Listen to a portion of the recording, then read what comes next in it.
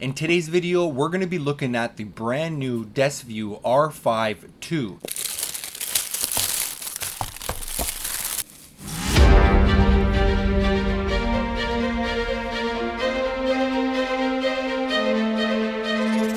What's going on, guys? Welcome back. Leopazzo Productions. Thank you very much for tuning in. It is a brand new camera monitor with 800 nits, and it also has so many cool professional features that just makes my filming and photography experience so much easier and just more enjoyable. So today in this video, I really just kind of wanted to go over my favorite features about the Desview R5II. So let's get started. First off, let's go ahead and say that the image quality on this video is just fantastic. And to show you guys a quick example of that, I'm going to go ahead and power on the monitor. And again, this monitor can be powered via two options, via the MPF battery here at the back of the monitor, MPF style, or we can also plug in an E6 style battery. So right there alone on the back of the monitor, we have the battery slot with the locking mechanism that we can install the two style batteries that we are currently using, or we currently may have. The batteries are not included with the kit, just so you guys are aware. But for today's video, I'm going to go ahead and power this camera monitor via the second option, which is the DC in. We have a DC input right here that's going to allow me to power the monitor, and the way that I'm going to be doing that is with a V-mount battery. This is a new V-mount battery made by CG Cin, and it has a couple of different powering options here, USB, USB-C, and along with the D-tap here at the side. So today what I'm going to be using is using my D-tap cable along with the other end that has a DC output, and therefore it's going to supply this battery with approximately 14 volts. This camera monitor can accept anywhere from 7 volts to 24 volts, and at the back of the box over here it does show quite a bit of information and specs, and as it shows right here, DC in 7 volts to 24 volts, which is fantastic, which is a wide range. So depending on what you plan to power it with, this in my case is going to work fantastic for me and just allow me to have several hours of filming time and not be really worried about swapping the batteries. So let's go ahead and do that. First things first, I'm just going to get the cable connected here to the V-mount battery.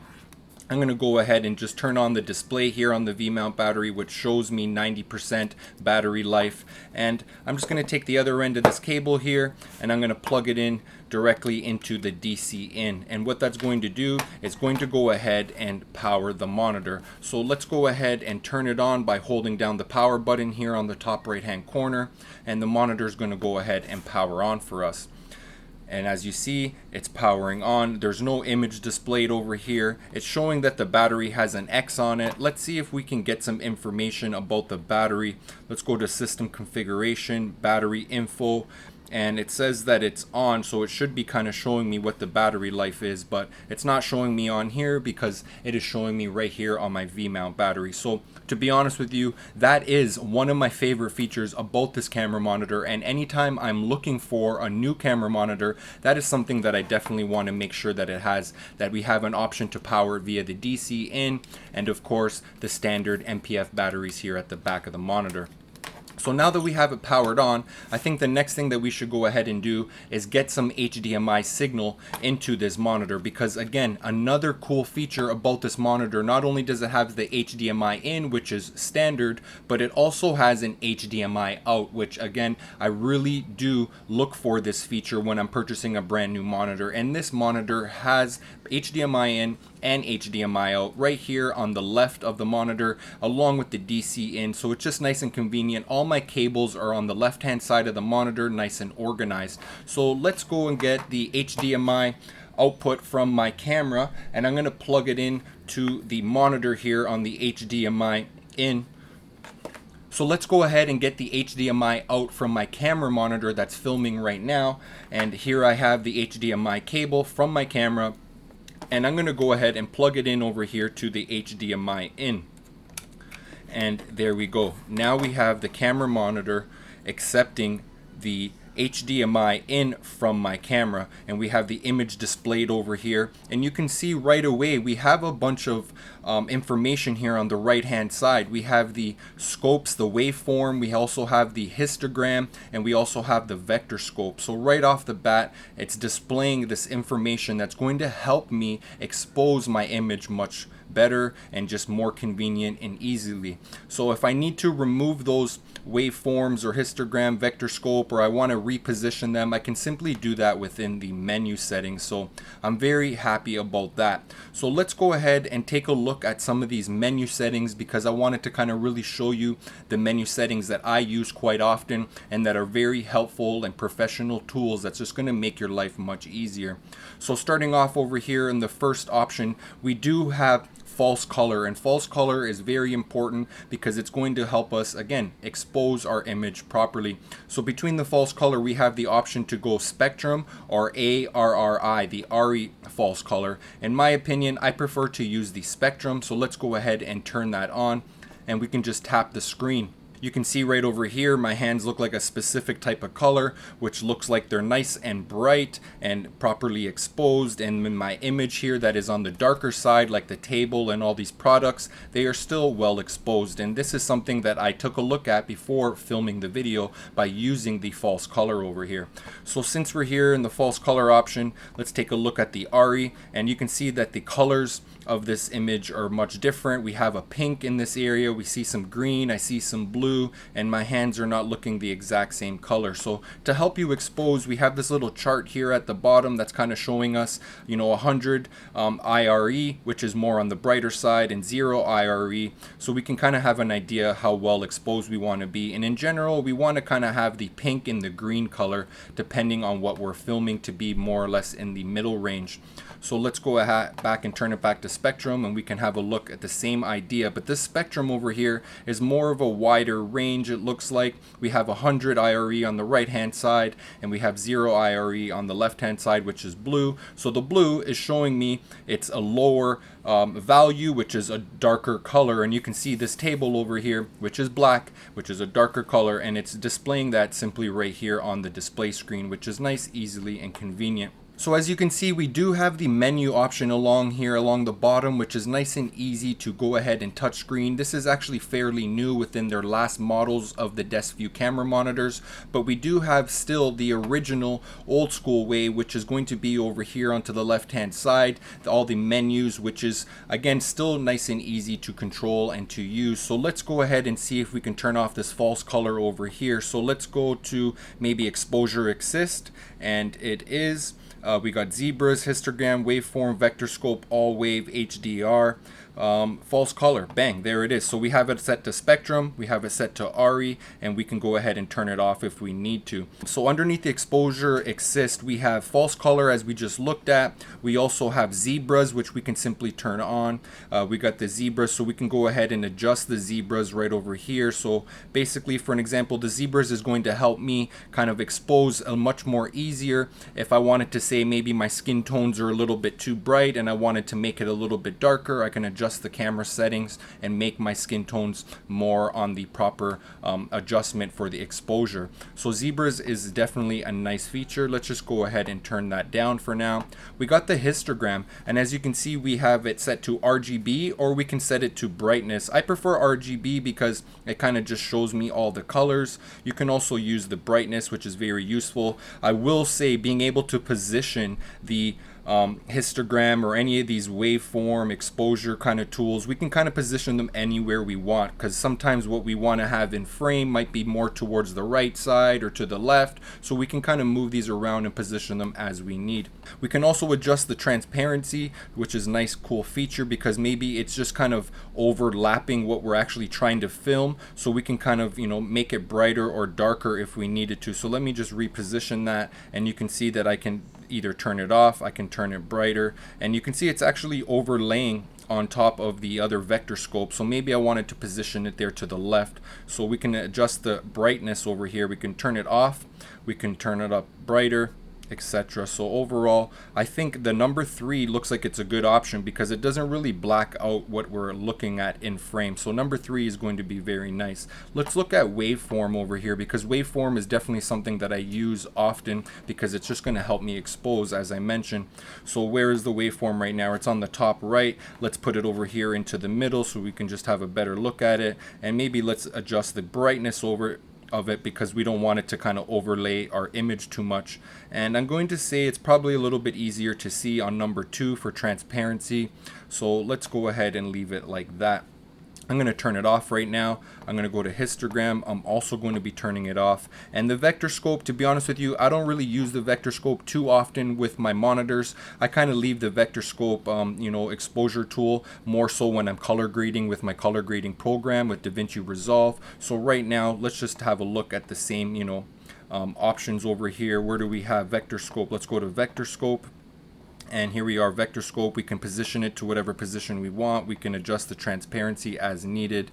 So let's just go ahead and turn that off right now. Another amazing feature which I really enjoy is the all wave. The all wave is going to, if we turn it on right there, it's going to have a nice big image here of my waveforms RGB style, and you can see that we also have the brightness that we can just tap and change that to, so we can see the red, the green, the blue, or we can just take a look at the brightness. So this is definitely going to help us expose much easier, and our image is, yes, going to be much smaller because it's taking up room here of the waveform and the histogram and the vector scope, but along with the audio level meters. So you can see my audio level meters right here are moving around, so it's very easy to see how your audio level is looking at. So this waveform, the all wave, is going to be very helpful tool, but overall this is a great feature that I just wanted to share with you guys. If we go back in here to the menu, we take a look at the exposure assist tools. The all wave is what we were last looking at, and we also have HDR. The HDR is currently off right now, but if we go ahead and turn it on, we can simply turn it on, and if we click this little toggle over here, we have a different options that we can pick from. HLG 2020, we got HLG Rec 709. Let's go ahead and press that and test that out to see what it looks like. HLG DCI P3. So these are a different couple of options, along with the PQ as well right over here. So focus and composition, the single color, as you see, if you want everything to be one specific color. I'm not sure why exactly you may want to do that, but in my case, I do not use this single color feature often at all. So let's go ahead and continue. The focus peaking is definitely something that I'm going to be using and that I am using currently right now. It's set to green, so you can just simply see on the camera monitor that I am in focus over here. So if I adjust my focus on my lens, you can see that I'm out of focus, and as I turn my manual focus lens here, gear ring, you can see that now the image is coming back into the green color, which is showing me that I am in focus and everything is looking top notch. So I'm very impressed and happy about the focus peaking setting. Let's just take a look at it a little bit more detail. Focus composition, focus peaking, again, it's on. We can change the color to red if we like, we can change it to blue, or we can change it to like a white little gray. So depending where you're filming or what you're filming, whatever kind of color it is, you may be able to change the color to whatever suits your needs. And then we can also adjust the strength of the focus peaking. So right now it's on average, but we can change it to strong, and we can also change it to weak. It all depends whatever you like, but the fact that we have these adjustments right here at our fingertips is fantastic. Let's go to the next one right here, which we have center mark. Center mark is probably a good option because it looks like we can mark the exact center of our image over here, and we can see where the exact center is. So maybe if you're doing some kind of horizon or some kind of landscape shots and you really want to know the exact center of your camera, we can go ahead and just turn that on simply right over there. So let's just turn that off for the time being. Let's go to safe area. Safe area is a feature that I don't use too often because I just kind of do that by eye when I'm filming myself. So safe area is a cool feature that's just going to allow us to, for an example, turn it on, and you can see that it has this red outline over here, and we can kind of just, have an area that we can say, okay, you know what, that's a safe area. Make sure that everyone or everything is in frame in that area right there. So let's just go ahead and disable that. Let's go to mark ratio. So if we wanted to know a specific ratio, for an example, 2:35:1, which is a nice aspect ratio that I commonly use and that I like to have active, and we can change the color of the outline over there. So now when I go ahead and go back, I see this red outline. So now when I go ahead and post editing and I want to basically crop my image on the top and the back for the cinema bars, the top and the bottom for the cinema bars, it's going to be, you know, pretty much everything in frame as I need it to be. So this is going to be a nice feature for us to turn on, and it's definitely something that I use quite often. Grid lines is something that I may turn on and turn off. Right now it's on off. Usually I would put it by 3x3, and you can change the color as you would expect, so whatever color works for you. But now it kind of divided it up to you know, 9 basically boxes here, so we can kind of just have a proper composition, and it's just going to help us, allow us to have nice framing when we are filming our shots. So this is a cool feature that is very helpful, and I sometimes turn this on when needed, but in most cases I would have it off because I kind of just roughly know where the 1/3 lines are. We got the audio meters. So right now we have it set to the left, or we can switch it to the right. So you can see the audio meters there on the right now. We have it there to the left, or we can turn it off completely if you needed to. In most cases I would probably turn it on, and as you see, it's displayed here onto my left hand side.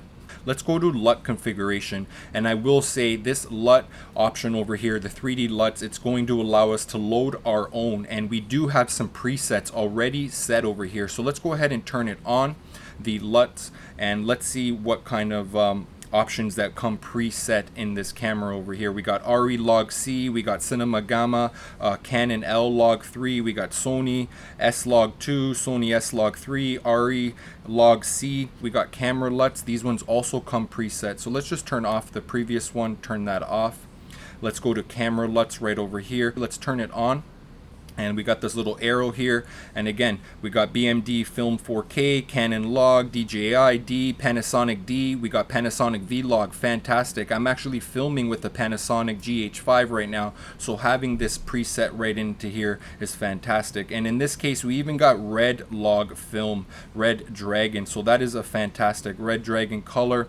And we can go to the next page because there seems to be even more, up to 11. We got Sony Red Log, we got more Red Logs, so many different options over here. So let's just go to previous page, keep it on the Panasonic, and we'll turn it off for the time being right here. We got custom LUTs USB, so this is where you would go and plug in the included USB. So this USB right here by Desview is included with the kit, and you can just simply go ahead and plug it in right here at the bottom. I'm going to go back into custom LUTs, and I'm going to go ahead and try searching the USB stick. I haven't loaded anything yet onto the USB stick, but as you can see over here, it looks like there's some information already on here. We got quit USB option if we wanted to back out, natural, portrait, Vlog, white balance, Cindy, Cinv, and log conversion.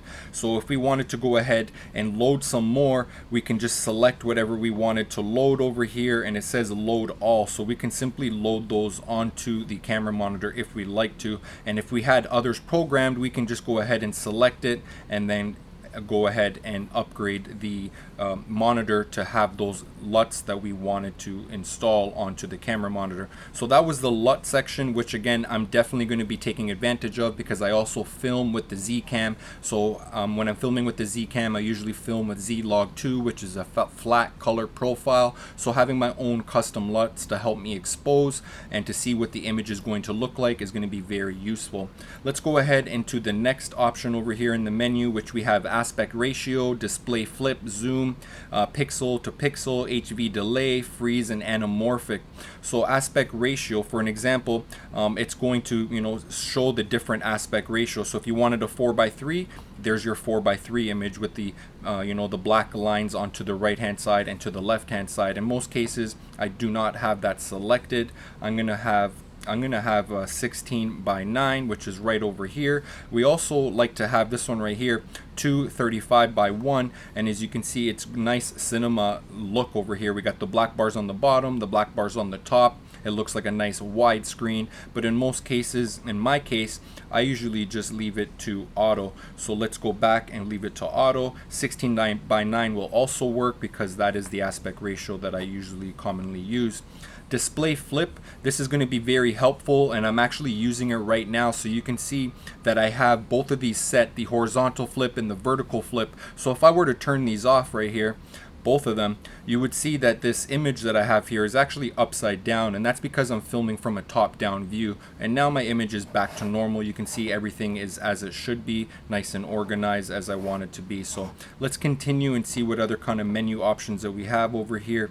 We got display settings that we were just in. We can go ahead and adjust the color, the sharpness, the contrast, and the saturation. So right now this is the brightness, it's set to 50%. We can also turn it up super bright, but I'm believing 50% is pretty much the best option. Sharpness, contrast, and saturation, I usually just keep these as is at 50%, and we can also use this little toggle here, the plus and minus, to really kind of fine tune it if we need to. Color temperature, this is maybe something that you may be interested to adjust to get the image color of your monitor to look exactly like your camera monitor. So in my case, I usually have it set to 5600 Kelvin. We can also change it to 6500 or 9300, or if we wanted to, we can select a user and we can adjust the reds, we can adjust the greens, and we can adjust the blues to kind of have the exact kind of color that would be displaying on our camera itself. So when we're looking at the monitor and we're looking at the camera, they're actually resembling and reflecting each other properly as they should. So in my case, I prefer to use 5600.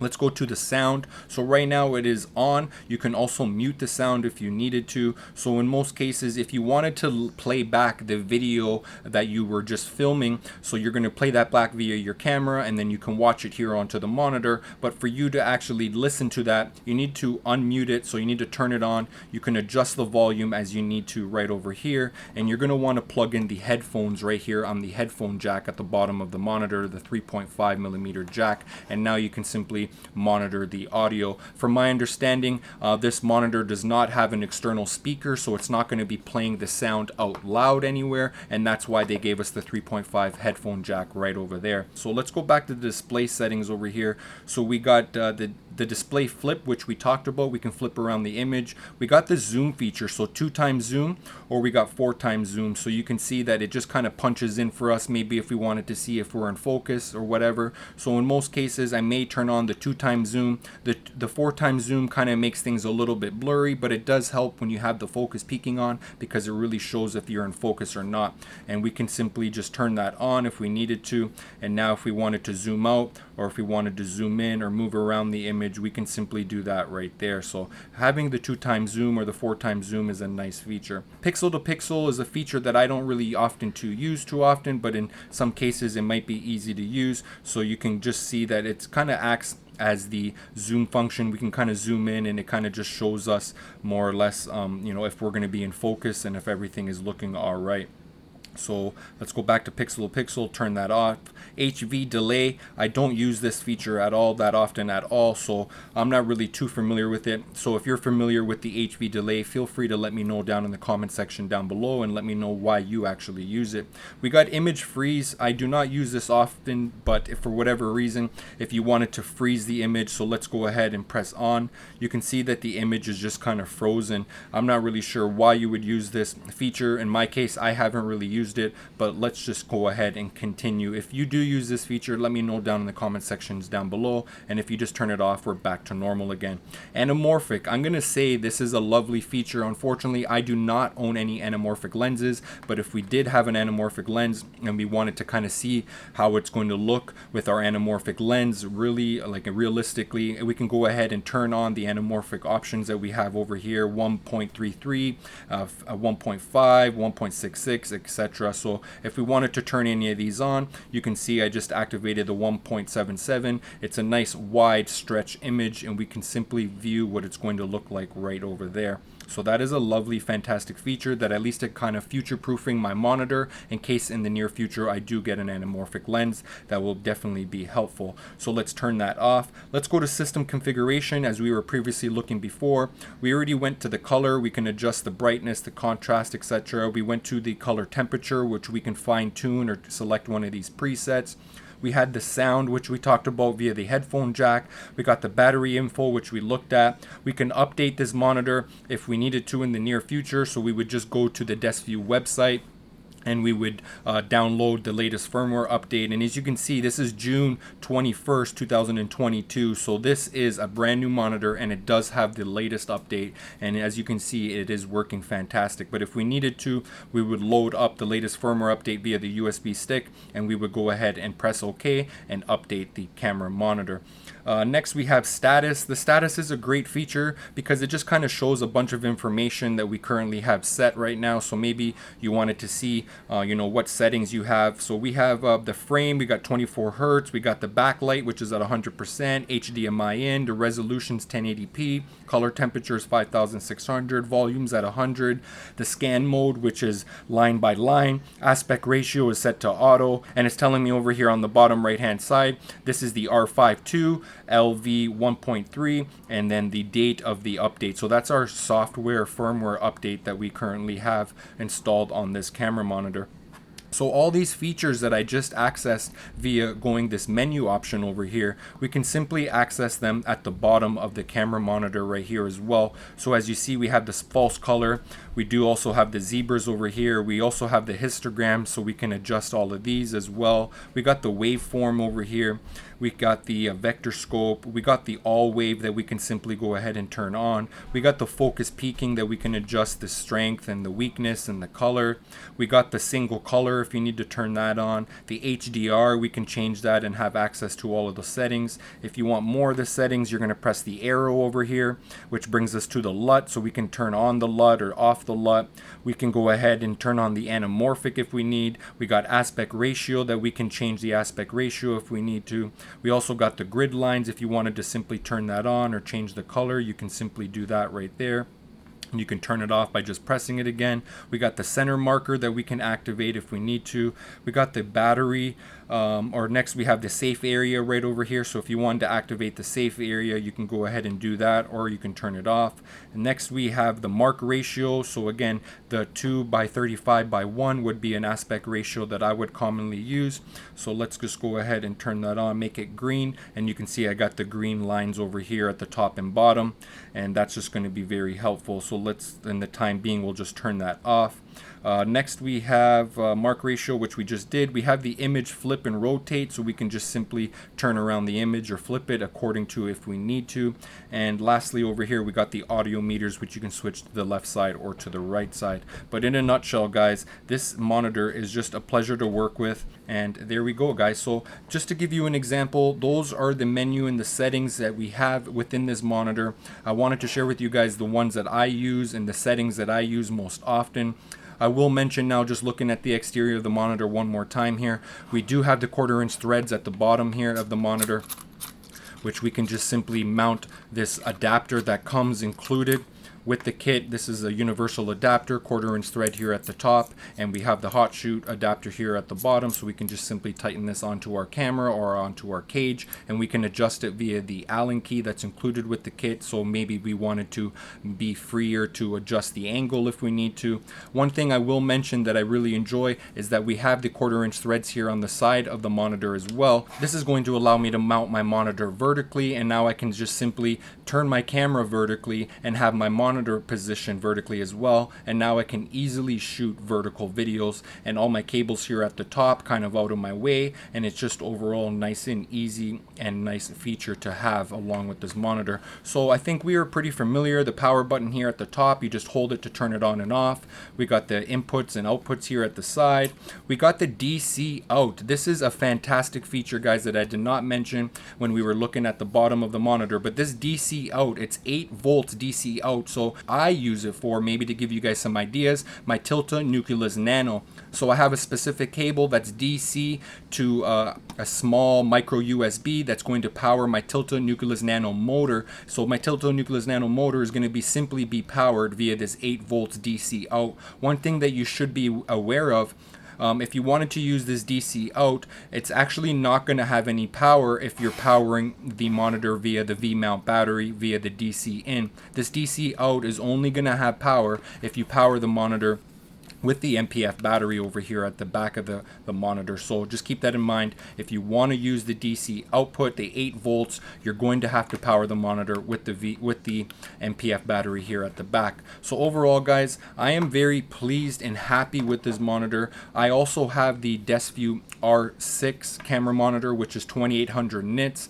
Another feature that actually makes me think about it, the nits, the brightness. What if you just wanted to simply adjust the brightness or adjust the volume, nice, quick, fast, and easy? Well, you can simply do that by on the left hand side of the screen. So anywhere from the middle to the left, if you just bring your finger and scroll down, you just adjusted the brightness of the monitor. So I just brought it down to 0, and if I wanted to bring it up a little bit, I can simply do that. If I wanted to bring it up a little bit more, I can do that. So to adjust the brightness on the camera monitor, you can easily do that without diving into the menu, so that is very helpful. I'm going to say in most cases, if you're going to be outdoors, you're going to want the brightness to be at 100%. If you're indoors, sometimes you can probably have it at 50% or 60, somewhere in that ballpark. And another cool feature, anywhere from the right hand side of the monitor, from the middle over to the right, if we do the same thing with our finger, we are now adjusting the volume. So if we have our headphones plugged in and we want to monitor the audio, instead of diving into the menu, you can just simply scroll up or scroll down, and you are adjusting the volume to the headphones via the output jack right over here. This whole video now I've been filming for several minutes over here, and I've only taken maybe about 4% battery from my V-mount battery. So overall, this monitor, if you do want to save on some battery life, I'm assuming you turning down the brightness would probably help. But again, in some cases, like I said, if you're filming outdoors, you're going to want to have the brightness at full brightness right over there. Oh, I will say that the monitor is lightweight and compact. It's only 200 grams, 7 ounces. Again, we talked about the false color, focus assist, and the scopes and the waveforms. 800 nits, I told you guys that right off the bat. Oh, 178 wide viewing angle. So if you wanted to view this monitor, again, maybe you weren't positioned exactly, the right position, you weren't right in front of it. But as you see, as if I turn this monitor, we can clearly see the image like with no issue whatsoever. So that is a nice feature as well. Well, guys, that looks like a wrap for today's video. I appreciate you guys watching. If you have any comments, questions, concerns, let me know down in the comment section down below. I do read all of them, and I do tend to reply to any of your questions or comments, and I really appreciate you guys tuning in. So go ahead, like, share, subscribe, all that good stuff, and we'll catch you guys on the next one. Peace.